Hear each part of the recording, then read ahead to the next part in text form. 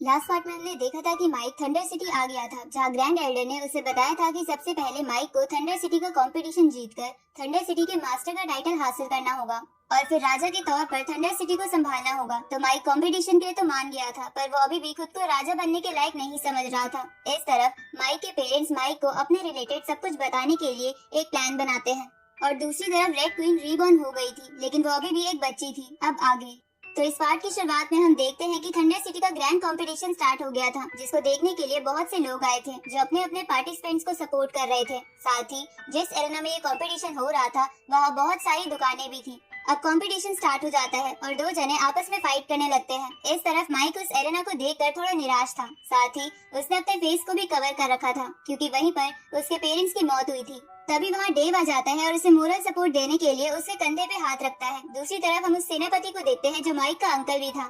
अब डेव को ऐसे हाथ रखा देख उस सेनापति को लगता है कि डेव भी अपनी वाइफ के साथ इस कंपटीशन में पार्टिसिपेट करने आया है और कंपटीशन से पहले वो अपनी वाइफ से रोमांस कर रहा है। अब वो सेनापति डेव की तारीफ करके वहाँ से जाने लगता है, लेकिन जैसे ही माइक को पता चलता है कि वहाँ उसे वाइफ समझा जा रहा है तो वो गुस्से में उस बंदे को सुनाने लगता है। पर जैसे ही उसे पता चलता है कि वो उसके अंकल है तो वो शांत हो जाता है। लेकिन अब वहाँ माइक को देखकर वो अंकल माइक और डेव के रिलेशन को लेकर और भी कंफ्यूज हो जाते हैं। तो डेव अंकल की कंफ्यूजन दूर करते हुए कहता है कि माइक एरेना को देखकर अपने माता पिता की वजह से सैड हो गया था और मैं बस उसे मॉरली सपोर्ट कर रहा था। तो ये सब जान के माइक के अंकल खुशी खुशी उन दोनों को बाय बोल के वहाँ से चले जाते हैं। पर उनके जाने के बाद डेव माइक से पूछता है कि क्या तुम्हारे अंकल और तुम्हारे पेरेंट्स की बनती नहीं थी। इस पे माइक कहता है कि ऐसा कुछ भी नहीं है, मेरे फादर भाई के तौर पर सबसे ज्यादा इन्हीं पर ट्रस्ट करते थे। ये सुन के डेव माइक से बोलता है कि वो सैड होने के बजाय तुम्हें खुशी खुशी बाय बोल के क्यों गए, क्या उन्हें भी अपने भाई की याद नहीं आई। इस पे माइक कहता है कि उस बात को 3 साल बीत चुके हैं, इसलिए कोई भी हमेशा के लिए दुखी नहीं रह सकता। इस पे डेव माइक से कहता है कि कहीं ऐसा तो नहीं है कि वो थंडर सिटी के मास्टर का टाइटल हासिल करना चाहते हैं और वो भी इस कंपटीशन में पार्टिसिपेट कर रहे हो। जिससे माइक कहता है कि मुझे ऐसा नहीं लगता क्योंकि वो ऐसे पर्सन तो नहीं थे। ये सुन के डेव माइक से कहता है कि तुम फिर भी सावधान रहना। इस तरफ वो स्पोर्ट मैच की अनाउंसमेंट कर देता है जो कि मिंग यांग और एक पर्सन के बीच में था जिसने अपना नाम नहीं लिखवाया था। तो मिंग यांग अपना नाम सुन के एरेना में आ जाता है और वहाँ बैठे सभी लोग भी उसे ही चेयर करने लगते हैं क्योंकि वो थंडर सिटी का कमांडर होने की वजह से बहुत ज्यादा ताकतवर था।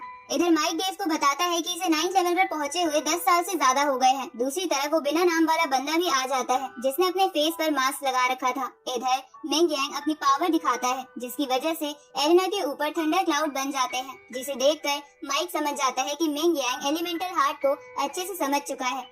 इधर वो मास्क वाला बंदा मिंग यांग के ऑरा को कम्प्लीटली इग्नोर कर देता है जैसे कि वो उसके सामने कुछ हो ही ना। तो ये देखकर मिंग यांग सोचता है कि मैं इस बंदे को अंडर एस्टिमेट नहीं कर सकता और पता नहीं मुझे क्यों इसका ऑरा जाना पहचाना सा लग रहा है। अब मिंग यांग कई सारी थंडर बॉल से उस मास्क मैन पर हमला करता है, लेकिन वो बंदा एक ही बार में उन सभी बॉल्स को डिस्ट्रॉय कर देता है, जिसे देखकर माइक समझ जाता है कि ये मास्क वाला बंदा 9th लेवल पर है। अब मिंग यांग तेजी से उस मास्क मैन के पास आके उसे अपनी स्वॉर्ड से मारने की कोशिश करता है, पर वो मास्क वाला बंदा उस स्वॉर्ड को आसानी से तोड़कर मिंग यांग को धीरे से पीछे हटने को कहता है, जिसे सुन के मिंग यांग समझ जाता है कि असल में वो बंदा और कोई नहीं बल्कि माइक के फादर है। इसलिए वो अपनी हार मान लेता है, जिसे देखकर माइक और डेव भी हैरान थे। साथ ही डेव माइक से कहता है कि मैंने अपनी विजडम आई से देखा है कि मिंग यांग की थंडर पावर उस मास्क वाले बंदे को कुछ भी नहीं कर पाई थी। इस पे माइक बोलता है कि मिंग यांग तो एलिमेंटल हार्ट को कॉन्कर कर चुका था और उसे हराना तो तभी पॉसिबल है जब उसके सामने वाला बंदा 10th लेवल पर हो। जिसपे डेव कहता है कि ऐसा जरूरी नहीं है, किसी ट्रेजर की मदद से भी मिंग यांग को हराया जा सकता है। अब डेव माइक से पूछता है कि क्या तुम्हारी थंडर सिटी में ऐसा कोई ट्रेजर है, जिसमें माइक कहता है कि मुझे नहीं पता, मैंने बचपन से ही ऐसी चीजों में ध्यान नहीं दिया। तो डेव माइक को ताना देते हुए कहता है कि आज तुम्हारी लापरवाही की वजह से हमें नहीं पता चल पाया कि उस बंदे ने मिंग यांग को कैसे हराया।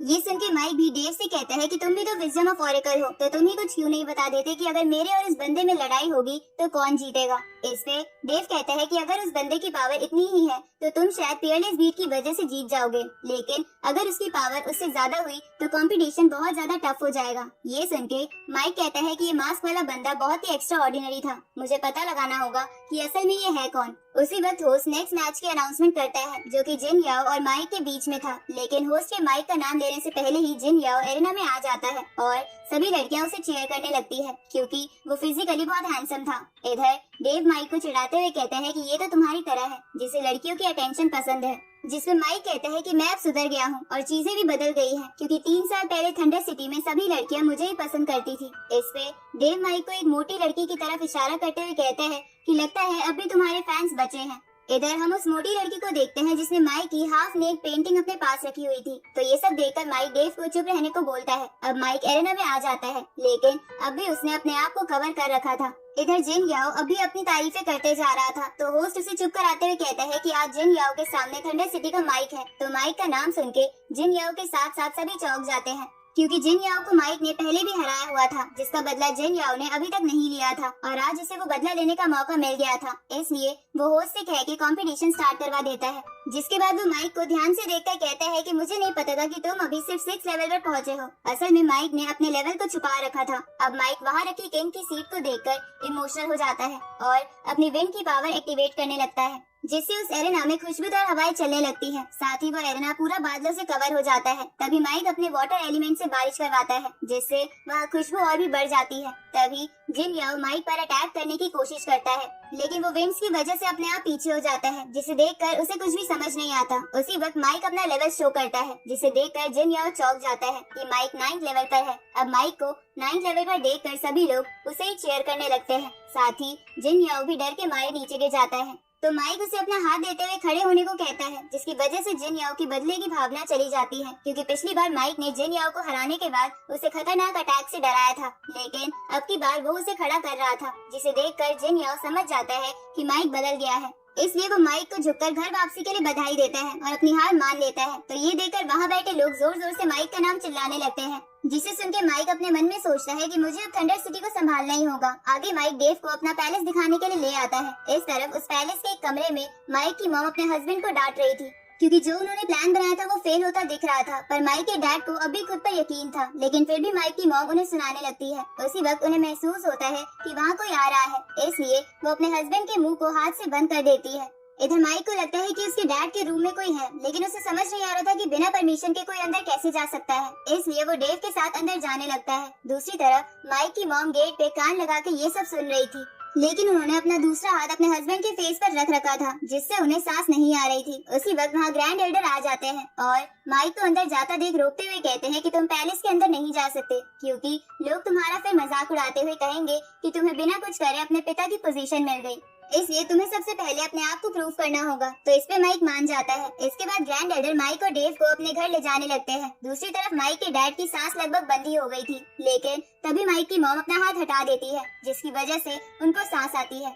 जिसके बाद माइक की मॉम कहती है कि मैं अपने बेटे को जल्द से जल्द हक करना चाहती हूँ। इसमें माइक के डैड बोलते हैं कि तुम चिंता मत करो, हम फिलहाल अपने प्लान के अकॉर्डिंग चलते हैं और कुछ भी गलत हुआ तो हम सारा ब्लेम ग्रैंड एल्डर पर डाल देंगे। इधर ग्रैंड एल्डर माइक और डेव से कहते हैं कि मुझे तुम्हें कुछ इम्पोर्टेंट बताना है। इसमें माइक ग्रैंड एल्डर से पूछता है कि क्या आपको डीमंस के बारे में कुछ बताना है। इसमें ग्रैंड एल्डर उन दोनों को हाँ करते हुए डीमंस के बारे में बहुत कुछ बताने लगते हैं, लेकिन माइक और डेव समझ जाते हैं कि ग्रैंड एल्डर उनसे कुछ बात छुपा रहे हैं। पर वो फिर भी ग्रैंड एल्डर की बात मानते हुए कहते हैं कि हम अब की बार डीमंस का डटकर सामना करेंगे। इस तरफ हम डीमंस को देखते हैं जो एंसेस्टर हॉल में आकर उन्हीं स्टैचूज को किसी बात पर एग्री करने को कहते हैं, लेकिन वो उसके लिए साफ मना कर देते हैं। ये सुन के वो डीमंस वहाँ से थंडर सिटी जाने का डिसाइड करते हैं, ताकि वो पहले पियरलेस बीड हथिया ले। और इसी के साथ ये पार्ट यहीं पर खत्म होता है।